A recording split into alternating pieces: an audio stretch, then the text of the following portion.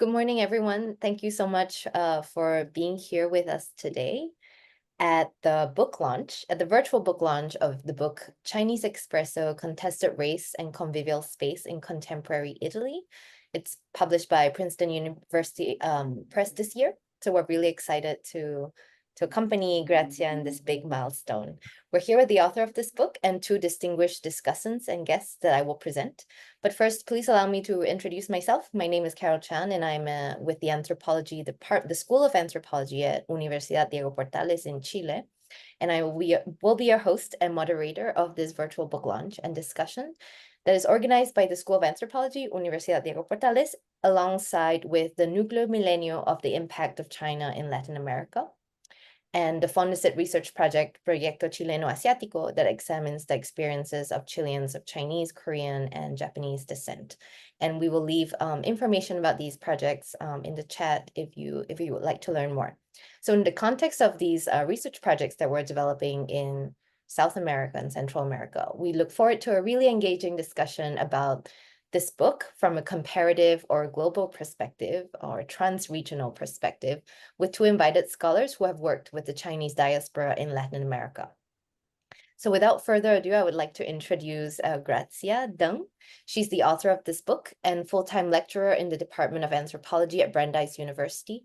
She completed her doctoral studies in the Chinese University of Hong Kong and was a postdoctoral research associate at Brown University. Most recently, she served as a European Commission Marie Curie Fellow in collaboration with the University of Venice. So this is how we will organize this book launch for today. Grazia will talk a little bit about her book to give us some context for the audience who haven't read the book yet.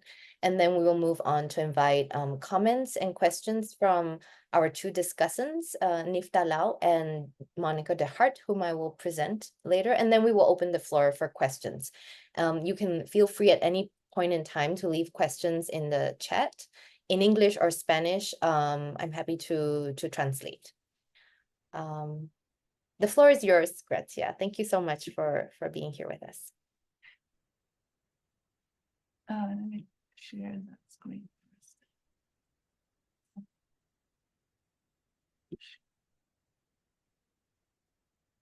Okay, so can you see?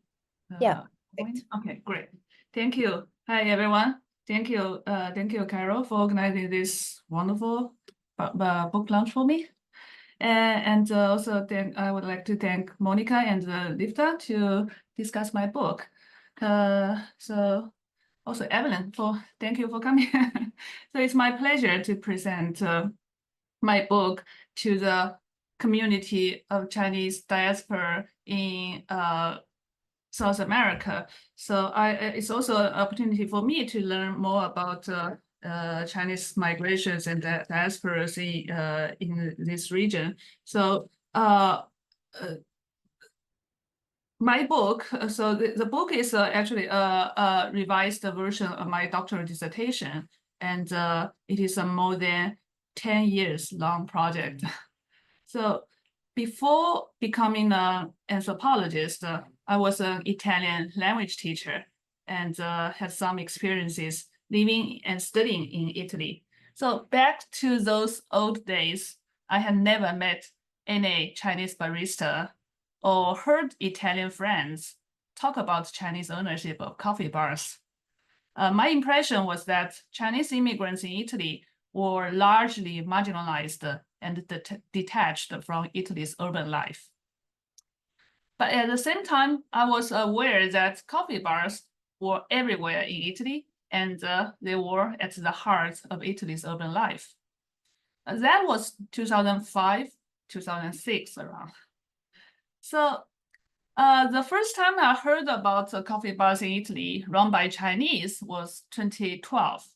At that point, I was deciding what to do for my doctoral dissertation project.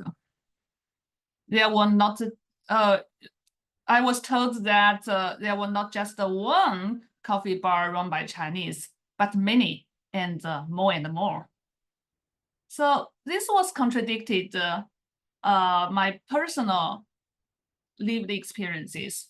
So, and I was almost immediately decided to do this research for my dissertation. So the book, as you can see now, Chinese Espresso, stems from my initial curiosity over why and how Chinese coffee bar owners, supposedly cultural outsiders, could manage a business model regarded by Italians as rooted in a distinctively Italian taste and constituting a uniquely Italian social space. So I was curious about the conditions, mechanisms, and implications behind the rapid spread of Chinese managed coffee bars in Italy, mostly in northern and central Italy. Only with more time and many versions of revision, the book has taken the shape by focusing on the intersectional production of taste, place, and race. The idea is to bring to light the cultural dynamics, immigrant encounters, and racial formations around everyday places and practices of seemingly little importance, just coffee, right? Coffee bars, some place where we go every day. So what's special? But I wanted to discover more from these places and practices that seems, trivial and not important at all. So the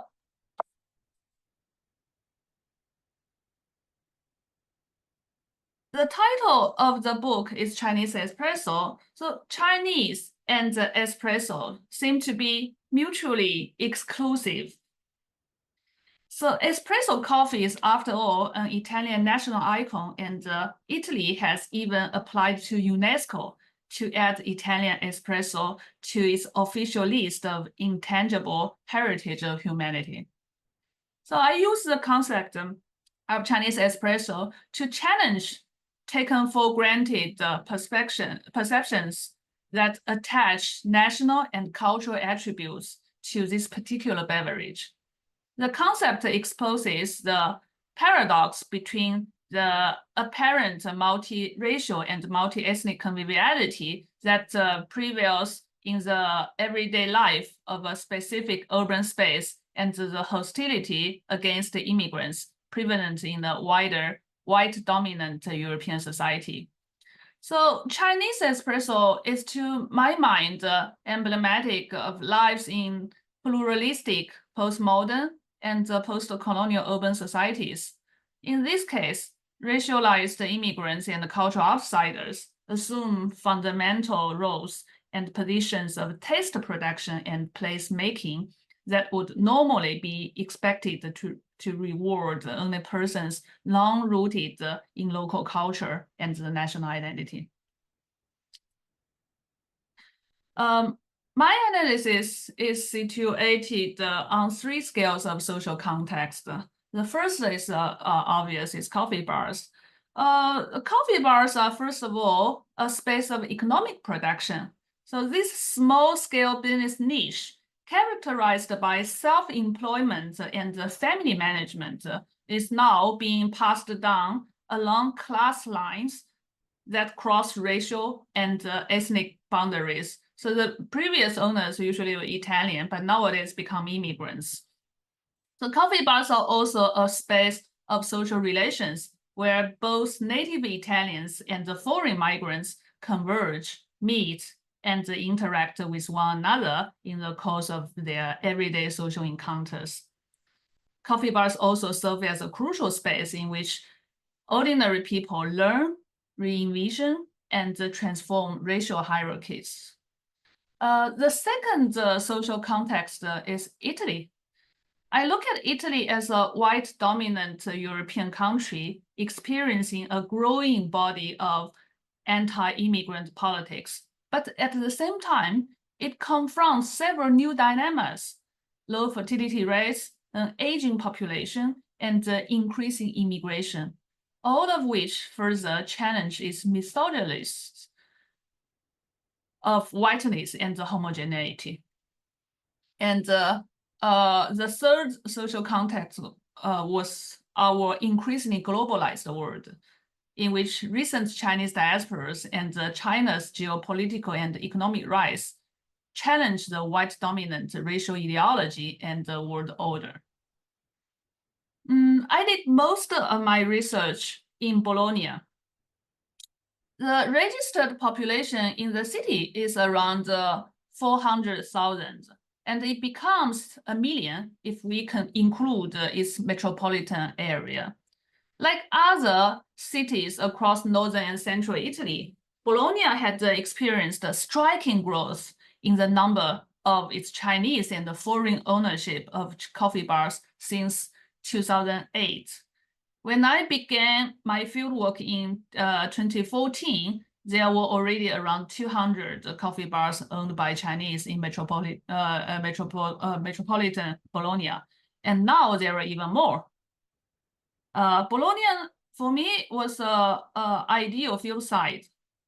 It is a diverse city with migrants from both within Italy and across national borders. Its racial and ethnic diversity with relatively less spatial segregation was well suited to an exploration of my primary interest, namely conviviality. So I did a 14 months intensive fieldwork in Bologna between 2014 and 2015, and I also went back to follow up almost every year afterwards. Throughout the entire period of fieldwork, I visited more than 100 coffee bars, about 60 of which were owned and managed by Chinese people. You can see these the red spots. These are the bars owned by Chinese that I was aware of in 2014 when I just began my fieldwork. I regularly visited the 8 Chinese-owned coffee bars, either for at least 2 months or even throughout my 10 months fieldwork from 2014 and 2015. And for 4 months, I served as an informal and unpaid apprentice barista, learning barista skills from the Chinese family. I was also a part of 2 social networks centered around my 2 Italian host families and the Chinese Evangelical Church of Bologna, even if I was not part of it. So conviviality is a key word. Conviviality, the art of living together, is central to this book, in that it examines how people contrive to live together in an era of unprecedented mobility. I use the concept of conviviality to denote a contingent and situational social reality that immigrant subjects learn to deploy and cultivate to maintain their precarious livelihoods in the face of economic austerity and structural inequalities. And stepping away from the Eurocentric lens, the book provides a narrative from the immigrant's perspective, exploring how these new city makers perceive and live within the European society, while also confronting various forms of difference and inequality. Chinese baristas, very often self-employed coffee bar owners, are the protagonists of this book, and the chapters of the book are planned to follow their steps little by little as they learn to construct conviviality. So basically, the book was organized, studied from how they become baristas, how they decide to enter the business, and how they choose the space, the business, and how they learn the labor skills and the social skills, and in the end, are they staying in those spaces, interact with others, and for their conviviality. So Chinese baristas are often immigrant families, originally from Wenzhou and the surrounding rural hinterlands of southern Zhejiang on the southeast coast of China. this area is the most important place of origin for the current Chinese population in Italy. Some of the Chinese coffee bar owners are first-generation immigrants with their unmarried children. Others are recently married young couples who grew up in Italy but were excluded from Italy's white-collar labor market. These Chinese families had commonly lived in Italy for 10 to 15 years before entering the coffee bar business. Many of them used to be street vendors or traders in bazaar-like local markets. This means they had already certain economic capital, language skills, and local knowledge, and their children had grown to be effective family labor. They often buy the existing coffee bars rather than opening a new one. The previous owners were often Italian internal migrants and their families. However, many had reached the age of retirement, and their children did not want to continue this labor-intensive job. And the new Chinese owners are in fact located in similar structural positions as the previous Italian owners, once seeking economic autonomy. The coffee bars they buy and manage are often small and independent family businesses that are highly dependent on self-employed family labor. To buy the existing coffee bar means that they feel themselves in this existing establishment as labor.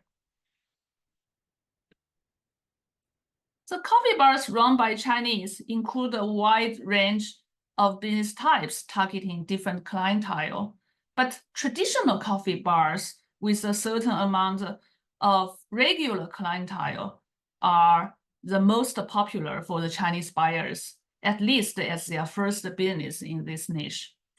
These coffee bars are usually a hybrid establishment, serving as a coffee house, a bar, a convenience store, and often as a game room equipped with slot machines. Their regular patrons are primarily retired Italian and foreign migrants, and very often they are men. The new owners often take over the entire package of the business from the previous owner, including the rent space, leftover equipment, and the products, suppliers, and essentially anything else one would need to manage the coffee bar. They can usually receive on-the-job training from the previous owners and the coffee suppliers, or simply learn basic manual skills from other more experienced Chinese baristas before running their own business. And they also take over the regular customers.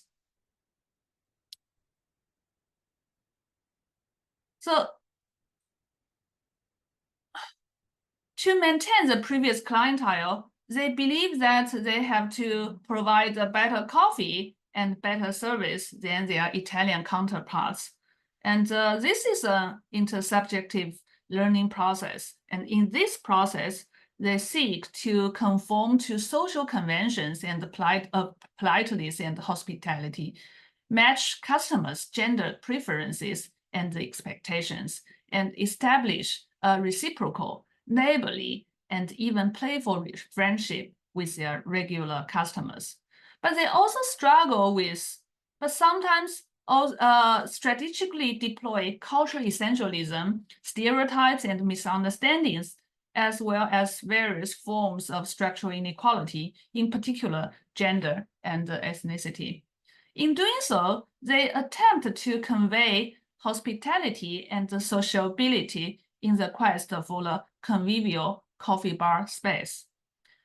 But their sociability usually stopped when they stepped out of their business space.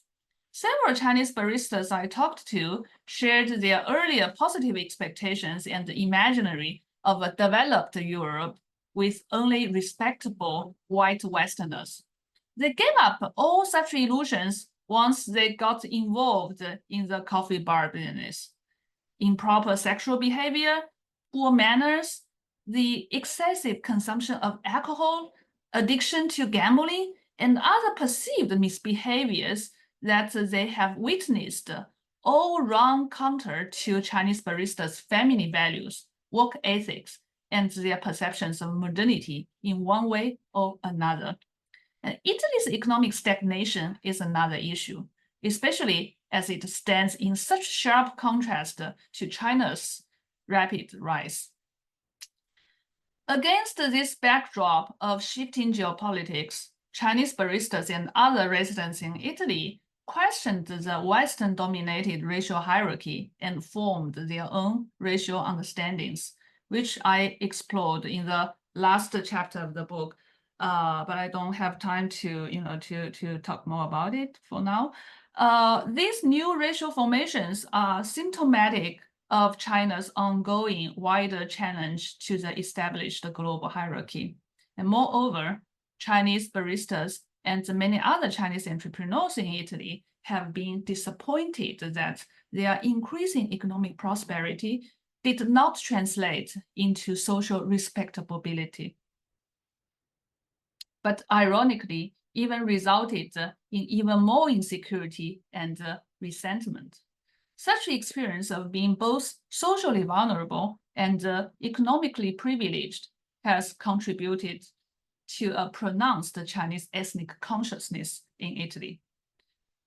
So as I conclude here, the conviviality that Chinese baristas strive to construct around Chinese espresso tends to be both specialized and contingent.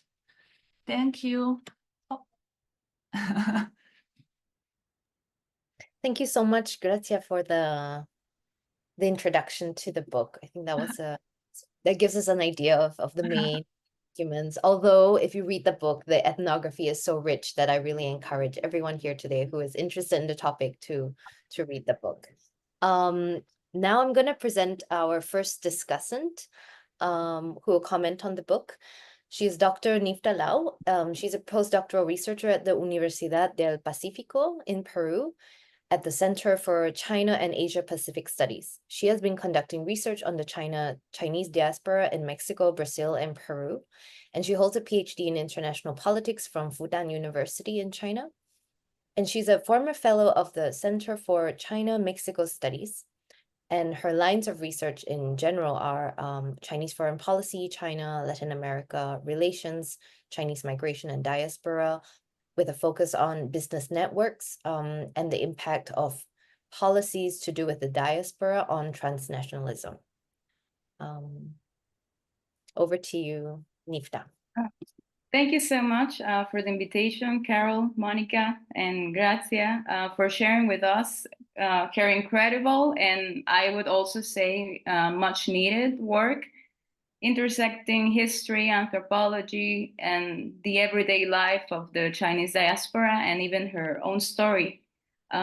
Evoking, I feel like both emotion and also a thorough analysis, not only about the different realities for the Chinese in Italy, but also of those Chinese that inhabit our countries or that we study from the global south, in the case of Monica and I.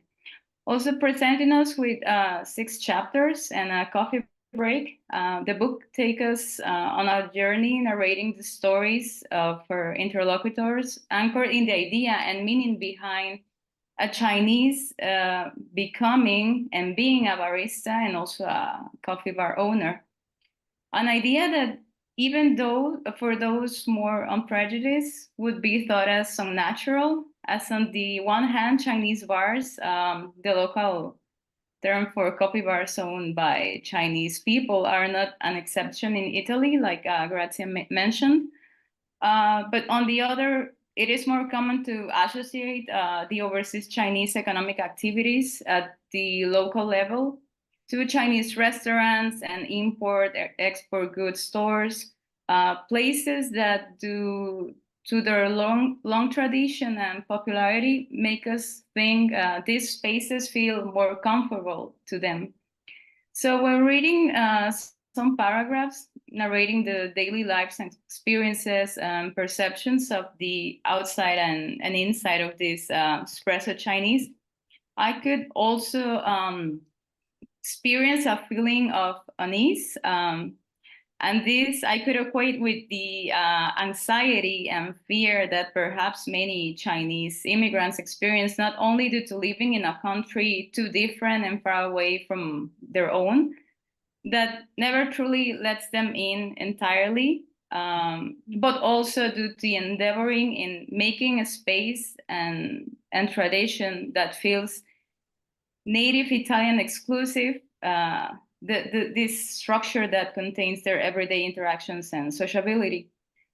And although Grazia describes at many points the historical context in which these Chinese arrived in the country, settled, opened their establishments, and the occurrences taking place on the other side of the coffee shop windows, we never truly leave the coffee shops and divert the spotlight from these Espresso Chinese. It is, I believe, this same choice that she makes that captures and allows us to understand, if not fully because we are not in the skin of her interlocutors, but at least closely to the realities they experience and more fairly.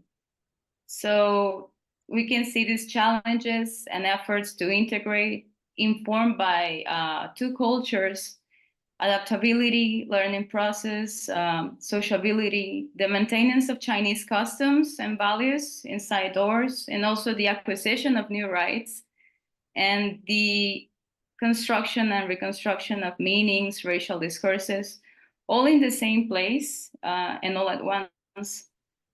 And with the pressures and incentives of two worlds, I believe, colliding, so it is difficult to avoid feeling unease.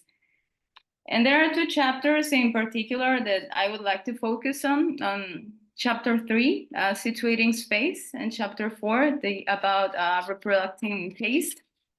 So native Italians perceive coffee bars as fundamental places of urban sociability and imply particular relations.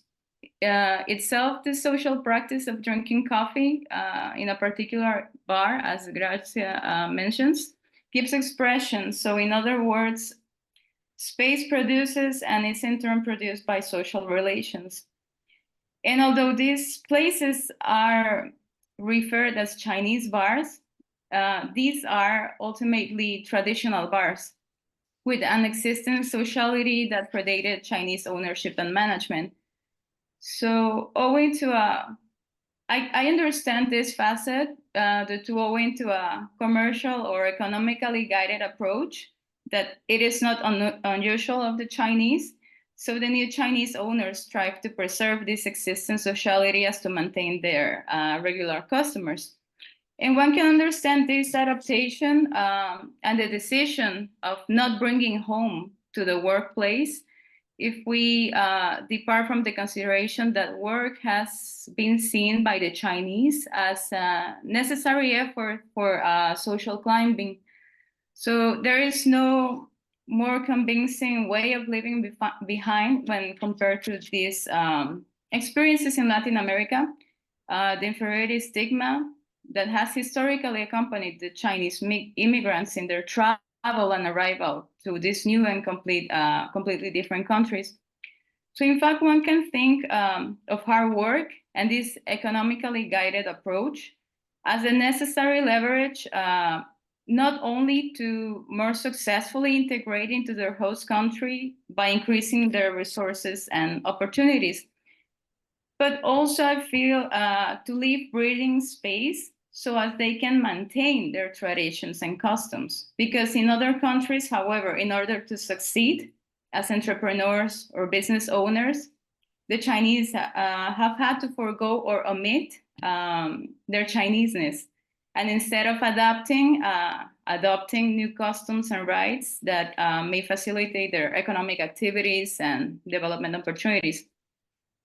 But perhaps I feel that there might be a threshold to the degree that the economic capabilities or success allows more thoughtfulness or stubbornness in maintaining the emotional and material links to the country of origin and performing them in their everyday life.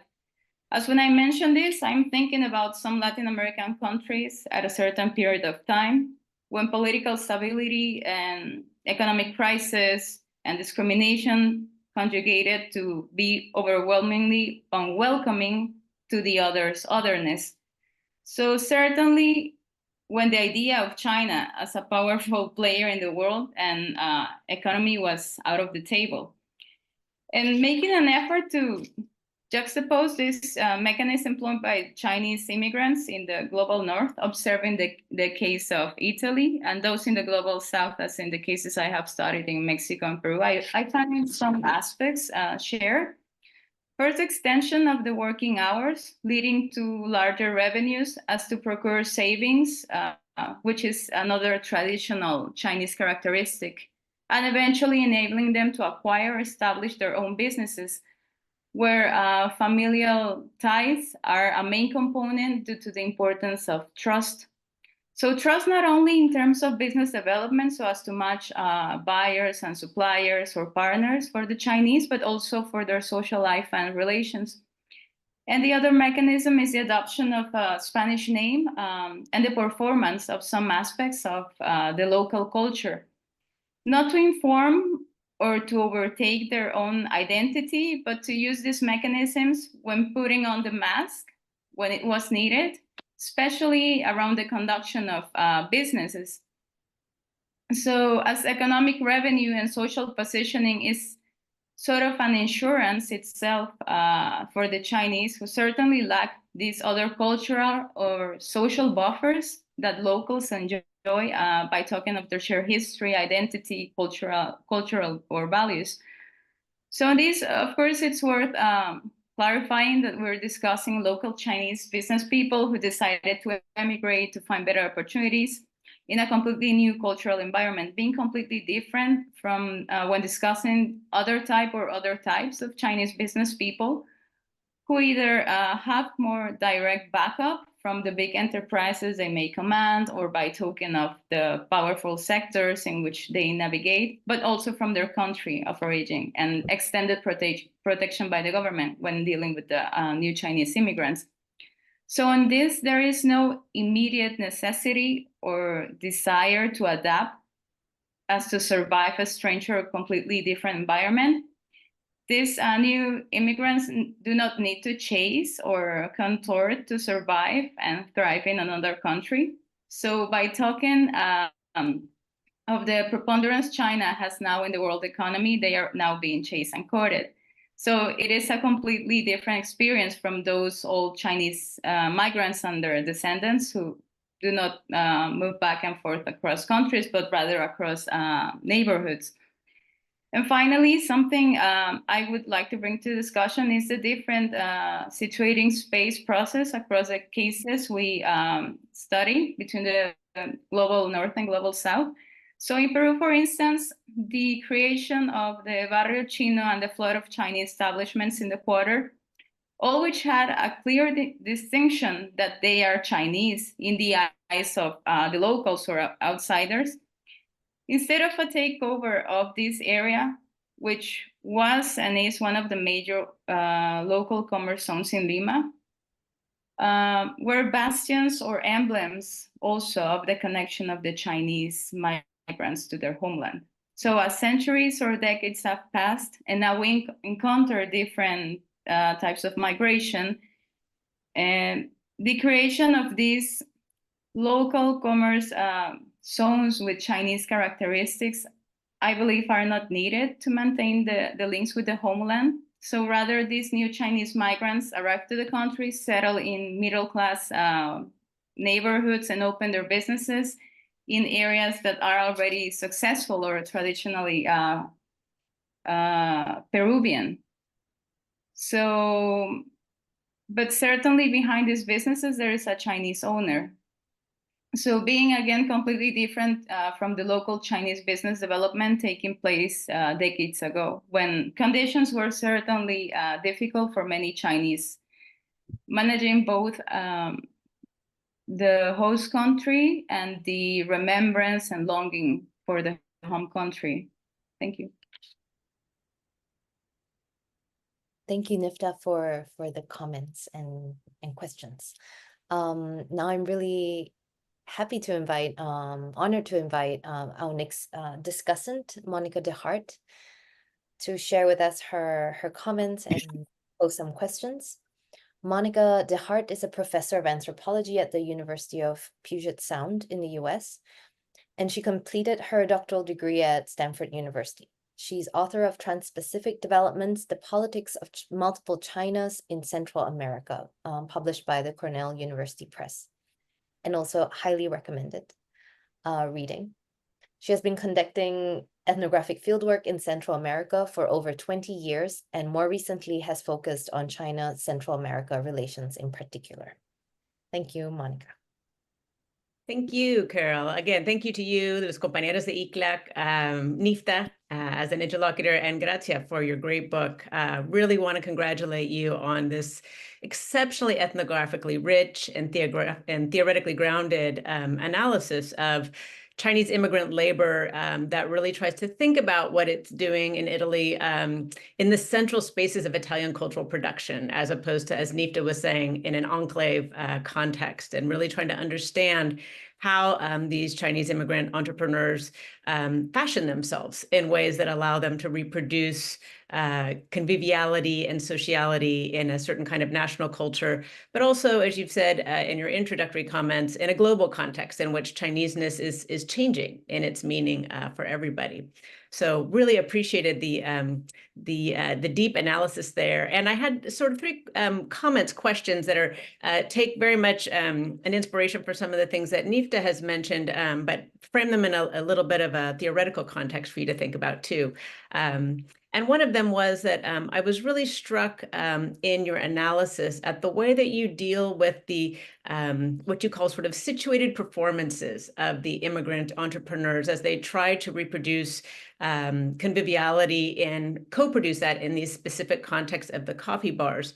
And yet at the end of your analysis, you talk about these practices as being transformational, right, as transforming immigrant small business. And so I was just interested in thinking with you about how you understand, or what's at stake really, in thinking about these Chinese entrepreneurial practices in the coffee bars as performative, something that's deployed strategically in the space of work and then, abandoned outside of the space of work, versus transformational in the sense that it's actually sort of, as you were sort of implying, really changing the way that small business is operating, or the way that Chineseness or Italianness is sort of articulated through these immigrant entrepreneurs. I also really wanted to commend you. One of the things I really appreciated about the book was the way that you are trying to think about this immigrant entrepreneur population that we have historically, when we've looked at it across the world, and especially in the West, have thought about in terms of strong anti-Chinese racism and xenophobia. And you begin your analysis not by taking racial or ethno-racial difference as the starting place, but really showing us the agency and creativity of these immigrant entrepreneurs in creating space and taste and sociability, and then ultimately their own map of racial relations and how they would situate themselves within that. And I thought that was just very, very important, and wanted to open up to you the opportunity to speak more to that. It's really, for me, kind of a representational and an analytical strategy in trying to position how we should understand the racial politics of self-positioning of these immigrant family businesses, right? In a similar note, I'll just say that throughout the book, you talk really compellingly about this paradox between Chinese coffee bar owners being both socially vulnerable and economically privileged. And I found that, to really resonate with the long history of us thinking about Chinese immigrant entrepreneurship around the world, and especially in the West. And you argue, that the China threat has now taken a new guise, taken on a new face that merges admiration and resentment. And I wondered if you wouldn't speak a little bit more to how you see this new dynamic in relationship to some of the more historic cases of what we would call Orientalism in other kinds of contexts, where we see, again, Chineseness associated with both desirability in terms of like industrious, production and economic profitability, but also threat, right, in terms of monopolistic behavior or moral degeneration. What do you see as sort of new about the way that Chinese difference is being conceived in this moment, and or why, might the term of Orientalism, as it's been used to understand that kind of anti-Chinese racism in other contexts, not be enough or not be sufficient to understand this new context?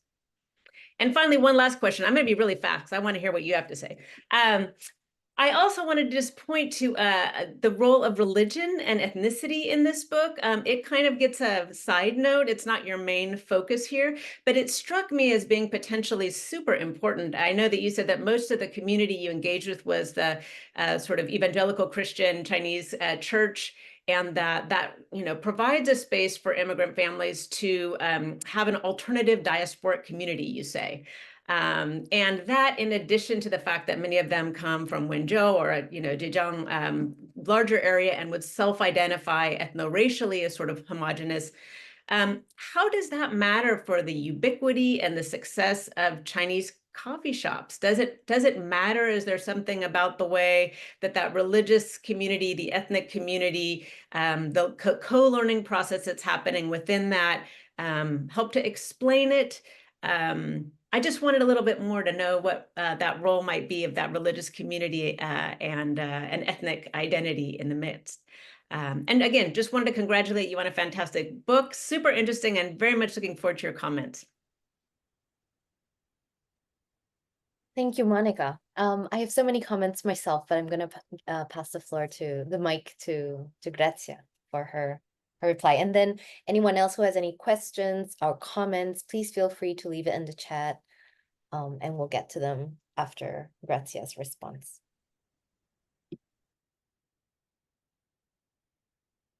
Thank you, Nifta, and thank you, Monica, for your wonderful comments.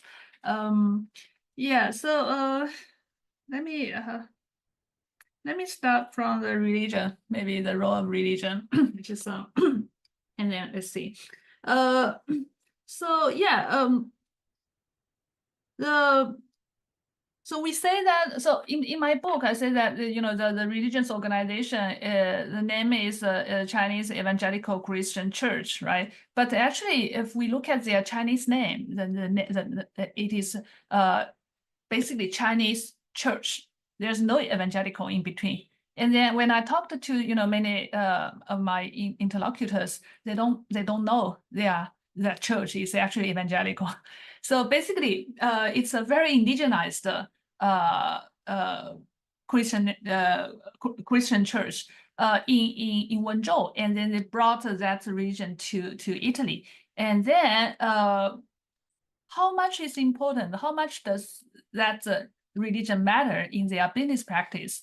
I actually have another journal article about this, talking about their struggles between their business ethics and their religion, their religious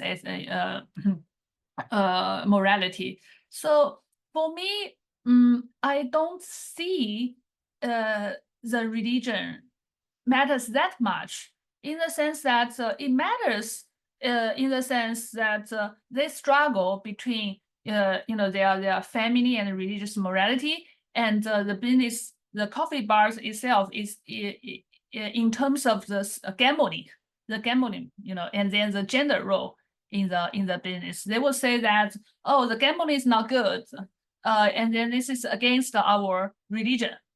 But as long as we don't play, that's fine. Okay. And then the gender role is that, oh, so we are church people. They say that we are church people, so we are careful. But even one who is not a evangelical Christian running coffee bars, they are also careful. So they share the very similar family values. So I feel that my feeling is that it doesn't matter if they are religious or not. For them, it's more importantly is their Chinese family value, and then that is fundamental for them to organize their economic resources and the social resources to survive or make a living in Italy. And my interlocutors, many of them are from the evangelical church. It was because it was easier for me to get access to, because they're all there, so I can know this one and that one. If you are not a member of the evangelical Christian church, and then it's hard to get into the field. So that was my shortcut to do the research. And my discovery is that if we talk about the percentage, basically the percentage of the Chinese coffee bar owners who are evangelical Christian, the percentage is basically very similar, or even the same of the percentage of Chinese Christians of the Chinese population there. Yeah, so I think religion matters in their everyday practices, but I don't think it's that important in their business decision. So in Italy, I have the first time I was there was 2005, and then I personally experienced the differences with the interaction with Italians, with local Italians. So the first time, I remember 2005 when I was there. So if you meet a random Italian, they would just ask you the very common question. The first one is Tiananmen, where were you? Second is, oh, do you eat dog? And then, if they, when I travel around not just in Italy and in Europe in general, they were, because because my social class, I'm a student there, I'm not an immigrant, entrepreneur, or immigrant worker. So they will not think that I'm Chinese. They usually will ask me, oh, are you Japanese? First, very excited. Second, oh, are you Korean? Okay. And then, oh, so you are Chinese. And then they look very disappointed. That happened to me more than once. Okay, so that was the impression. So I personally experienced from very negative perceptions, but even nowadays is different. Nowadays, oh, Chinese rich. That's another kind of a negative perception. And so all this kind of a negative stereotype is combined with Orientalism. So it was easy for the Chinese woman to be in Europe, in Italy, because they found you, oh, you are so cute, you are lovely, you have some kind of Oriental, beauty, something like that. But if you're a Chinese man there, your life is much more difficult. They will say, oh, so why are the Chinese guys are so closed, so isolated? They are the Chinese women are more open. So that's their understanding of femininity and the masculinity. So I also talk about this in my book. It's like they use the gender performance in the coffee bars. If you are a man, you need to work harder, find a better way to please your customers. And so basically Chinese women are desired and the Chinese men are not desired. And because they found that the Chinese men are so isolated and so close, they feel that they feel more that they can be a threat. So that those kind of Oriental mystery, yeah. So and there was also the particular thing. So recently, so it was a pandemic. When the pandemic just happened in the virus, found the virus in Wuhan. So the Italians, the local Italians, refused to go to Chinese businesses. So when I asked the Chinese coffee bar owners, they told me that only those regulars, those retired men who do not have other places to go, still go to their business every single day, but they lost most of their passengers. the passengers who stop by the Chinese, because they see the Chinese behind the bar, they feel like that, okay, this is Chinese, this is a virus.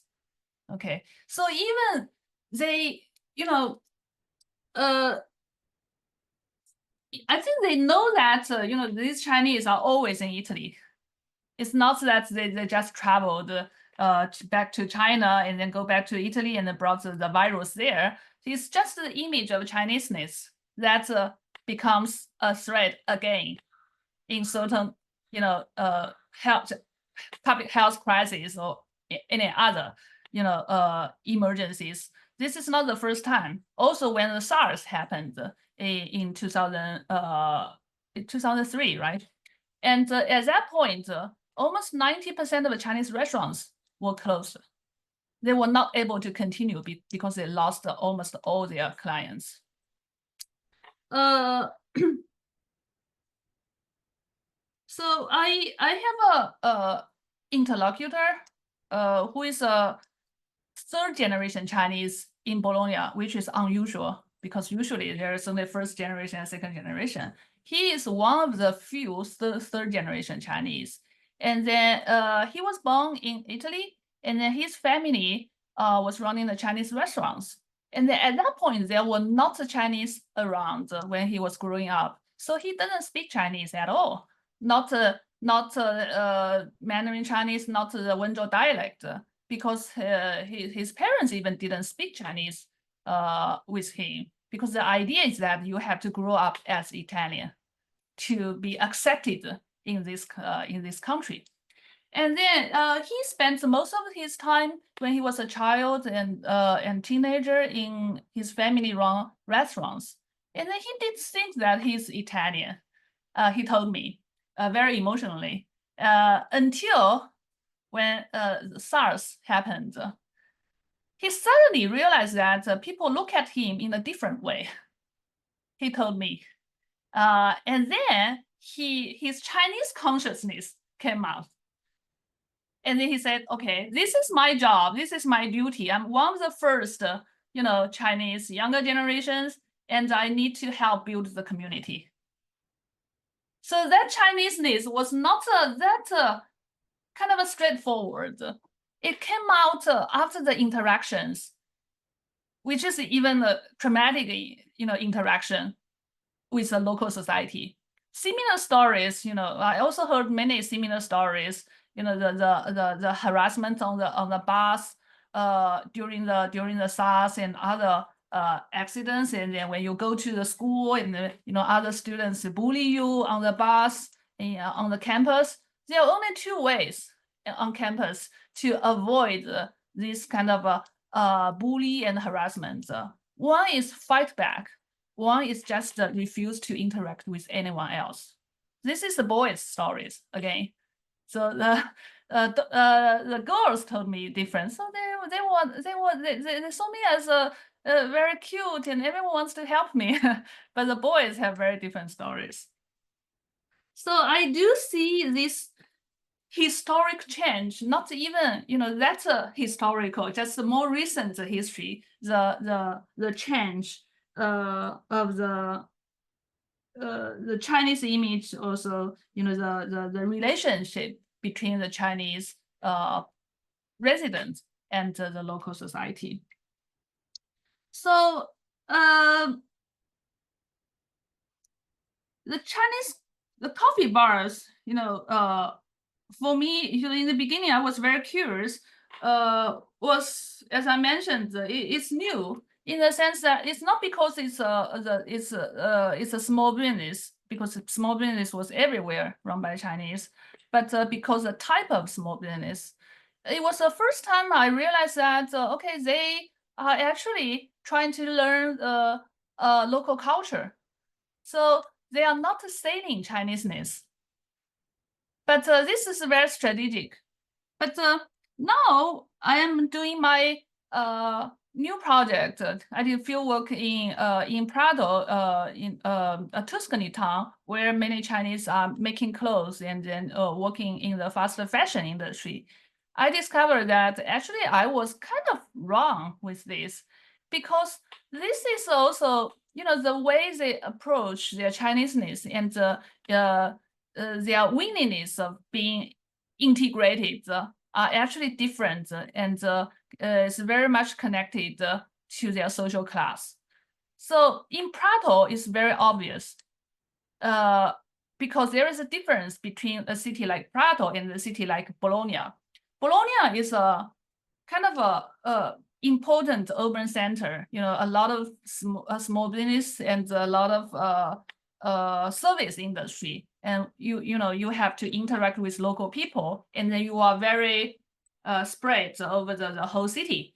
And then in Prato is an industrial district, and then the population is very concentrated there. And then in that small town, I could see the diversity within the Chinese community. Of course, they were all beginning from the bottom, okay? But with time, with ability, with their ambition, aspirations, which can be different among, between the Chinese people there. And now the Chinese community in Prato becomes very diverse, from very rich entrepreneurs to the migrant workers, in the small workshops. And there are also coffee bar owners and the restaurant owners. They have very different understandings, and they have very different understandings of how much they should or they want to be integrated. So for the Chinese workers in the manufacturing workshops, few of them speak Italian. They have zero willingness, to be integrated. Once they have time, they just gather together, and then they drink, they eat, and then when they have more time and money, they just go back to China. Nowadays, more and more even go back to China to give birth to their children, because they also don't care about the Italian citizenship. Yeah.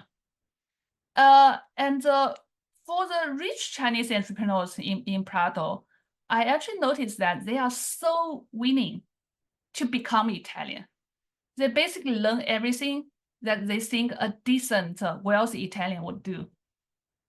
They have their golf club, and it's a very expensive membership fee. So they eat as Italian, use all those kind of Italian manners, They hang out with their accountants, the lawyers. They admire them. Every day they tell me that they don't want to stay in the Chinese communities. They want to have more local connections to be integrated, to become Italian, because still for them, the Italian is in their mind is not the middle class Italian. It's upper middle class Italian, the wealthy Italian. That's what they want.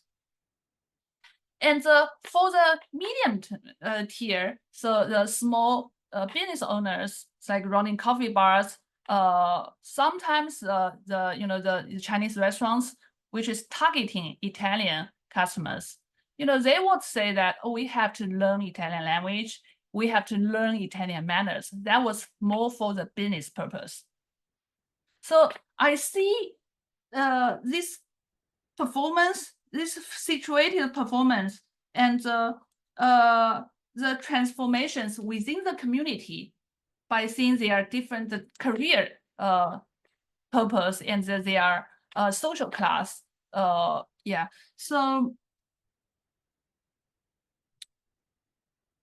in the beginning, I think it's still kind of a surviving strategy. So if, as Nifta said, if it's necessary or unnecessary, yeah.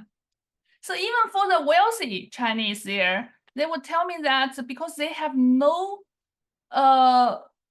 idea, they have they don't want to go back to China, because these wealthy entrepreneurs usually are already second generation. They say that we are rooted here, so we want to learn from Italians, and we want to become Italians, but not random Italian again, wealthy Italians. Yeah. So I see these transformations, but this part I could not see in Bologna.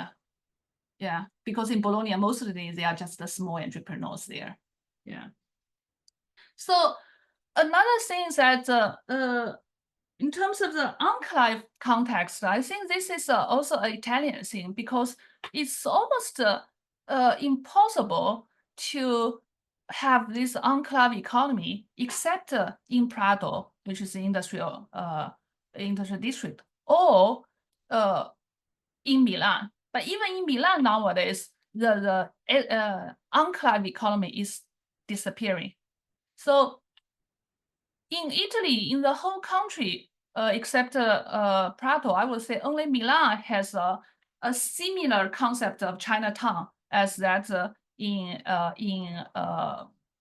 the U.S., like Boston, like San Francisco. But nowadays, because of Chinatown in Milan used to be enclave-ish Chinese street, and the local society, the government was not happy about that, so they gentrified the Chinese street a lot. Nowadays, it becomes so how to say, posh, because they gentrify the whole street, then they make the Chinese street more similar to the Chinatown in the American context. They attract the local tourists, and then a lot of Chinese restaurants. And very interestingly, that I didn't see in the Chinatowns in the U.S. or in other Chinatowns, is that they perform the Chineseness there, in the sense that if this is a restaurant of dumplings, you can see they make dumplings in front of you. It's like a window shopping. You know, everything's like everything is about like street performance. You know, even it's a restaurant, it becomes a window, and then you can see from outside. It's a show there. And so those who used to live there, those Chinese workers who used to live there, were not able to maintain their lives there. Yeah. But in most of the Chinese, most of the Italian cities, this is even not imaginable. Even the kind of a relatively concentrated Chinese community is not imaginable, because nowadays, you know, the Italy's economy is not very good, and there are small industries, manufacturing industries, are kind of disappearing and in real serious crisis. So many Chinese who used to work in the manufacturing workshops and small factories are leaving those manufacturing industries. They have to go to cities. They go into the service industry. They target the local clients, the local native Italians, and they cannot be so concentrated. They have to go to this neighborhood and that neighborhood. Quite similar to the old days, the middleman minority theory. And so they go to neighborhood, but usually, very often, most of them cannot go to the wealthy neighborhood. They go to the neighborhood where there are more immigrants. So they run the hair salon. Because in Italy, if you know, the Italian run hair salon usually needs appointments a week ago, a week in advance, or you know, it's very expensive. But Chinese are targeting those kind of lower middle class, yeah. But this lower middle class usually is composed of more and more immigrant populations. So and their connections with their homeland are also very diverse. The more established Chinese population or residents in Italy do not go back to China that often, and also they do not have many, you know, family members who are still living in China. But the more recent Chinese immigrants in Italy, especially those who are still kind of migrant workers who do not want to be integrated into Italian societies. They go back to China, once they can. Yeah, almost every year. But there's also a new phenomenon that I noticed in the last 10 years is that there are more and more activities for children in China. In the sense that the Chinese families in Italy who are relatively, not even wealthy, but better off, who can afford the children's education, they will send their children to China every summer for military training, for language training, for everything that they think would be helpful for their children in the in their physical health or in their mental health, whatever they found it is trending. So, and then in the summer, when I checked my WeChat, so everyone is posting that their children is in China and they are enjoying they are traveling in China. So no matter what kind of positions or business they do in Italy, when they go back to China, they become middle-class Chinese. Yeah, they take the Chinese, the middle-class Chinese lifestyle, urban, even though most of them have the rural backgrounds in China. Yeah, so Italy, even it's in the global north, but in the Chinese immigrants, but in many Chinese immigrants' eyes, they are going down, and China is going up. I think that matters a lot for them, in their understandings of being Chinese in a poorer country in their mind nowadays. Yeah, and I see this change, the transformation in the past years when I, was in Italy and, when I did my research there. Yeah. And then they always criticize Italians, criticize that they are lazy. This is the reason that the economy is not good. And they feel like, why you don't work harder to make the country better so our lives can also be better, right? There's also a lot of resentment of among Chinese. Yeah. Grazia, we have many questions. Okay. Yeah, maybe I stop here. So and maybe you can also add more of your thoughts along with the next questions. I wanted to make sure we had time to sure. address them. I think this is all really fascinating. I wanted to just comment on, in the context of this discussion, on the similarities that we find in Latin America and in Italy, because a lot of the literature, as we know, is focused on the US context, just because there's more production of studies on that and racialization. So I just wanted to comment that the things that you found on racialization that Monica was asking about as well really resonates. This idea that race is a sliding scale, right? And it's not black and white, and the categories that are used in discussion in American academia. And the idea in the book that there's no talk about race. People don't like to talk explicitly about race. And I feel in South America, it's quite similar, right? And the idea that the Chinese is not a model minority in Italy also resonates here. And if we had time talking about racialization and the different ways the racial categories are produced would be really great for the purposes of comparison. I have a feeling that Ginook might have a particular something to say maybe about this idea of religious spaces being a point of connection rather than religious belief with the Korean community. It's something that in our project has emerged, that is part of a network, and some people might not believe or might not identify, but it's important to go to church because that's where the connections are made. So we have many questions and I'm happy to say that the ethnography is so rich that it does address many of these questions, but it's so interesting to hear what Grazia has to say about this now.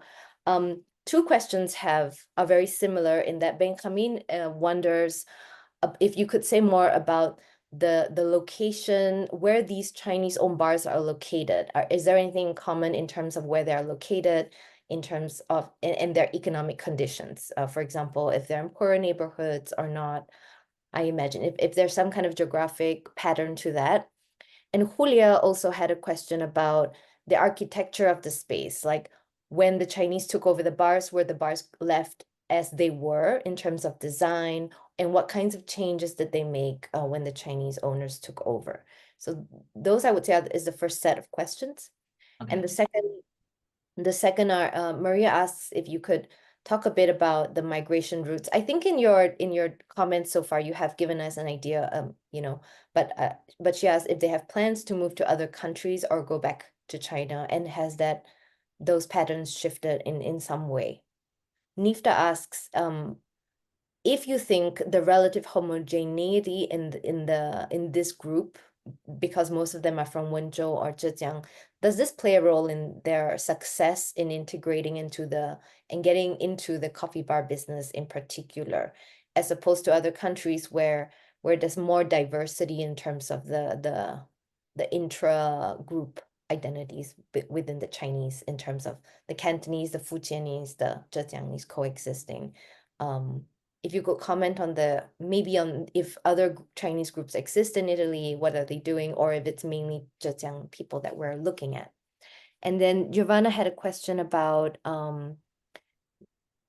the perception of Italian clients. If you could speak a bit about the Italian clients' views on these Chinese baristas and the idea of Chinese bars. And if there's time, if you could comment a bit about the performance of gender that you mentioned that goes on in these Chinese bars. So lots of questions. Feel free to focus on whichever you feel you can respond to right now. Thank you, Grazia. These And are thank all you for the questions. Yeah. These are all great questions. Yeah, so in terms of the locations, the first question, so I just follow the order of the questions, okay? So it's interesting that you will see that Chinese run coffee bars are everywhere in northern and central Italy, let's say from Rome and above. And then if you go to Naples, you will not see any, zero. Yeah, almost zero. I was in Naples this summer for a couple of days. I went to the local Italian coffee bars. I also asked around, I asked if you are aware of the Chinese ownership of coffee bars. They were very surprised. They said they are not aware. They didn't know about that. So my understanding, I also explained in the book, is that so the southern Italy is poorer, and then northern part is richer, and then so it's actually matches the distribution of immigrant populations in Italy. So there are immigrants, including Chinese, usually go to two places. Two types of places. One is the industrial districts, where they work as workers, or maybe in the future as small entrepreneurs, And the other is the cities, where they can enter the service industry, running small immigrant business there. Chinese the same. And in northern and central Italy, Chinese, at least in the beginning, can target those kind of traditional coffee bars. And then the clients are usually working class people. Yeah, including the immigrants. And if you go to there's no, it doesn't make sense for them to open any coffee bars in the South, because people could not consume, and then it's not easy for them to make money in the South. So it's very often that you will notice this difference. It's very it's very easy to notice that difference. This is a bigger the idea of the location, and there's also another point about a location. If you go to a city like in Bologna, you will see that in the beginning, so there are more coffee bars run by Chinese in the peripheral areas. They start from there because the wealthier Italians and middle class Italians, including professionals, even college students, they are more demanding according to the Chinese coffee bar owners. They have more requirements, but those peripheral coffee bars usually have very stable clients, and they go there every day. They have their social community there. It doesn't matter that much if your first coffee is not good enough. They understand that, and then they know that you can improve.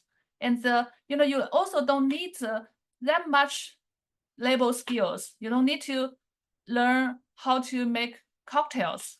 You don't need to provide a variety, a variety of products here. But in the middle class coffee bars in the city centers where professionals and the students go, usually they have more requirements. They have, so it's more difficult for the Chinese to run. But with time, I see the transformation. So when some Chinese families studied from the peripheral bars, but when they have more money, knowledge, and possibilities, they move up. They, so nowadays, so when I went back to Bologna in the past, after the pandemic, I noticed more and more fancier Chinese coffee bars in the city center, targeting middle-class Italians. But they have this kind of a moving towards the center. This is a process. But most of the Chinese families still stay in the peripheral coffee bars. So the architecture of these spaces. So usually they just take over existing coffee bar. That means that they usually do not change the interior decor, the spatial arrangement, but they will clean it. They will clean up. They will say that it was too dirty, and then they will. We have to make it cleaner. That's a difference. I only know 2 specific coffee bars, which were opened, from the beginning by the Chinese families. They rent the space. They hire the decoration team, designer, and the decoration team to create a new coffee bar, but only 2. And both of them are not the first-time coffee bar owner. They already had a lot of experiences. Yeah. So one of them just copied their earlier peripheral coffee bar, because that one became their their daughters, and then they bought a new space. They rent a new space, and then made it a new bar. And the other case was a very fancy coffee bar, but the owner was a young couple. They already managed 5 before they opened the new one. They hired an Italian team to do everything that Italians like. They even have a Spotify, music playlist to make their clients happy.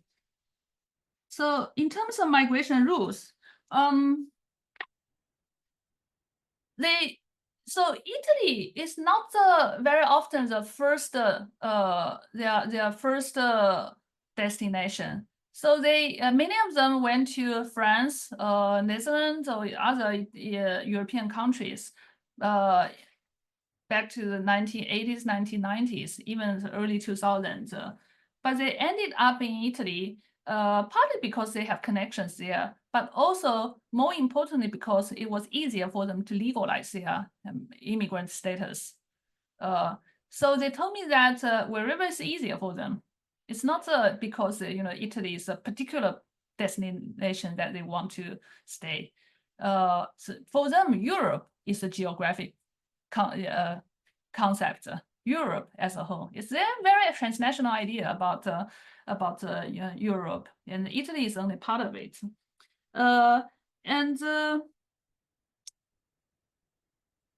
at least for the first generation immigrants in Italy, I don't think they see Italy as a particular final destination too. So when I was doing fieldwork in 2014, at that point, Italy's economy was really bad because it was right after the economic crisis of 2008. And many actually talked to me that they would move to other places. And actually, many of them actually traveled to other places where they have connections. I also have no one who wanted to go to Brazil because her sister has a restaurant there. And then because they found that Italy was maybe it's not good enough, maybe in Brazil it's easier to make money because her sister was trying to convince her to there. I also know another family who went to Colombia briefly because they have relatives there in Colombia, their relatives were traders. They're selling, cheap products, made in China products there. And they went there for 3 months, but they realized that it was not easy for them to stay, in the new country, and then they went back. But at the same time, so one of the members was taking care of the bar in Italy. They were not selling their current business when they are looking for the new ones. They try to keep both and then, to lower the risk. I also heard that some went to North Africa, other parts of Europe to try their luck. But most of them, in the end, went back to Italy because they say there's language issue, and then it's easier for them to continue. So in Bologna, I didn't notice many who went back to China. There are some second generation Chinese who went to China to work as like urban middle class professionals, working in the white collar like markets. So I know two. One was Italian language teacher. The other one was working for the Chamber of Commerce in Shanghai. But at least at this point, most of the second generation Chinese still stay in Italy, continuing their family business. But when I was doing my new project in Prato, I noticed that the first generation manufacturing workshop owners are kind of moving back to China, living quite transnational lives because their children and grandchildren are still in Italy, but they kind of they retire really early. Usually it's in their 50s.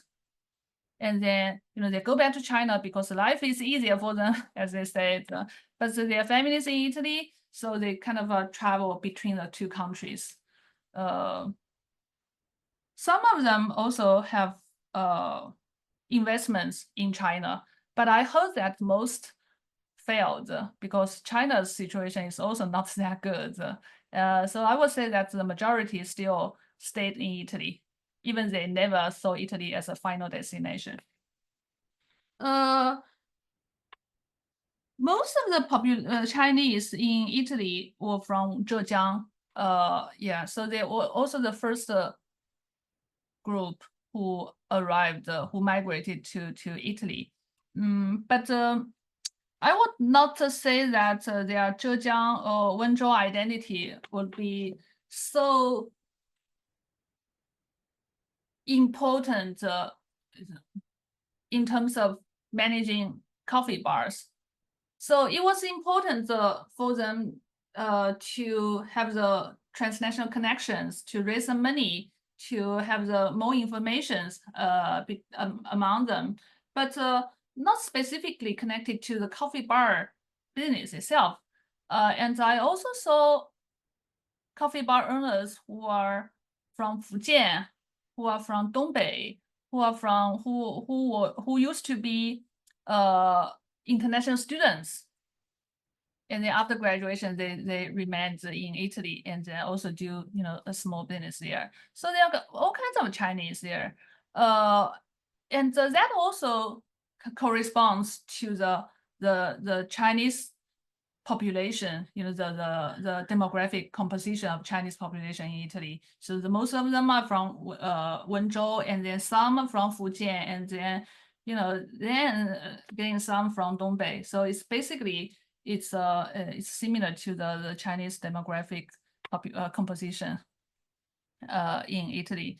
And I would say that was because the coffee bar becomes new opportunity for Chinese to make a living there. So it doesn't matter where you're from, as long as you have the family, you have enough effective labor to go into this business, and you know some basic Italian, you know the language, and you have some kind of a local knowledge, and then that would be easy for you to go into this business. It's very accessible, let's say, in this way. The perceptions of Italians. So this is also very interesting. When I was doing fieldwork in 2014, most of the Chinese coffee bars were still located in peripheral neighborhoods. So when I met the middle class Italians, many of them were not aware of Chinese coffee bars. And then when I read the newspapers, media articles, it was very negative, because the idea is that the Chinese culture is a threat, because the Chinese. So the newspapers often have very provocative titles, something like, "Oh, so this bar from tomorrow, this bar speaks Chinese." Oh, so this is the Chinese culture, China's invasion. And why can Chinese become wealthy and we cannot? So all those kind of provocative titles. But if you go into the specific bar, you talk to the clients there, the perceptions are typically very positive. Otherwise, they will not stay, right? So they will see the Chinese are particularly polite. They have those kind of Oriental politeness. So the positive impression, the perception is also related to their, Orientalist imaginary. There is a retired man who told me. I also included in the book, which I found very funny, and I always quote his words. He says that in Italian, it's like you Chinese eat rice. Rice in Italian is riso. And then you always have a smile, which is a sorriso. So riso and sorriso, they make this kind of a Chinese politeness become something deeply in the Chineseness. So,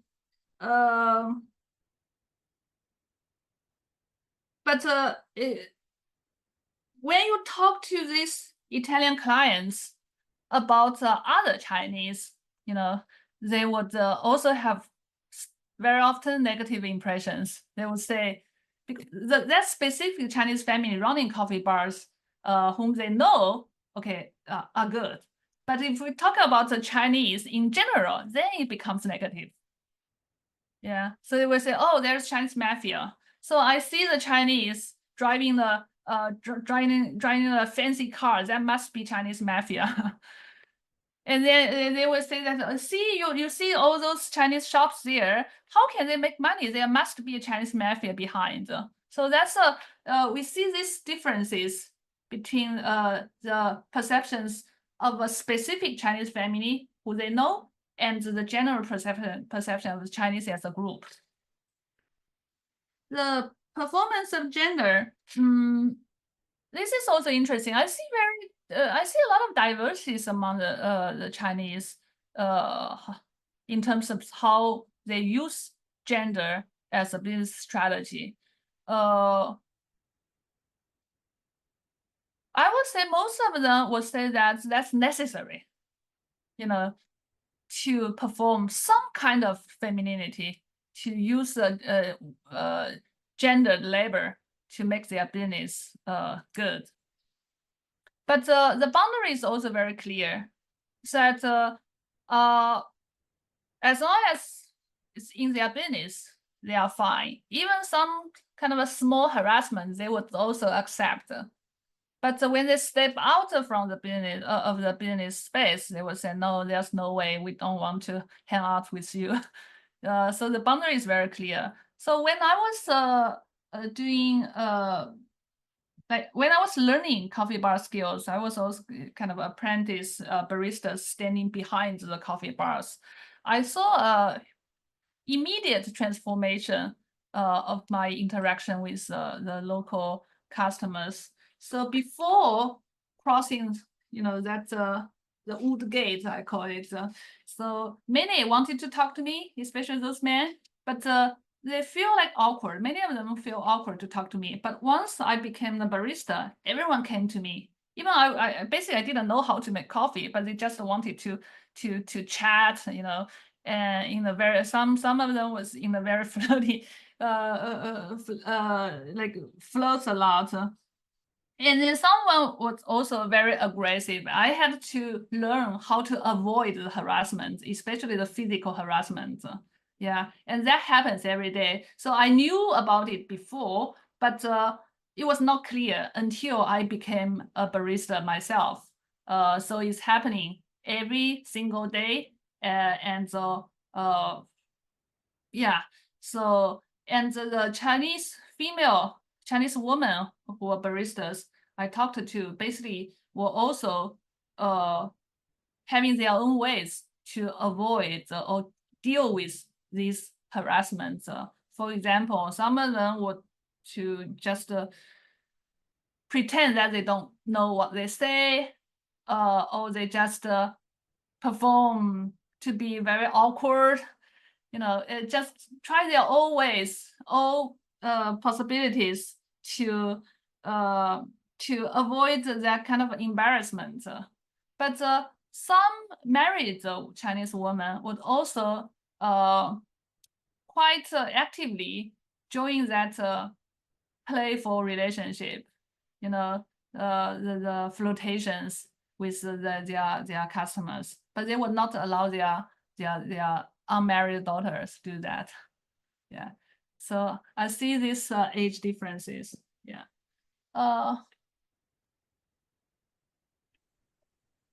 Thank you, Grazia. I think those are all the questions. I mean, we can be here for another hour because it's great. I just want to, we're gonna wrap up this discussion now, but I just want to thank all the audience for being here, to our discussants, to Grazia for the book, and to really encourage you who have not read the book to read it, because the ethnography is really rich, as you can tell from Grazia's reflections, and it really comes through it really comes through from reading the ethnography, this intersections of gender, nationalities, migrants, Italianness, and how these spaces are just just comprised of all these really rich elements and social transformations and reinforcements, this dynamics of stereotypes and defying stereotypes. Is just really fascinating that I want to go drink a cup of espresso now in one of those bars. That's on the bucket list of things to do. So I hope that you've enjoyed this discussion, and please feel free to write to us and follow our Instagram accounts to keep the conversation going. Thank you all so much for being here with us. Thank you. Yeah.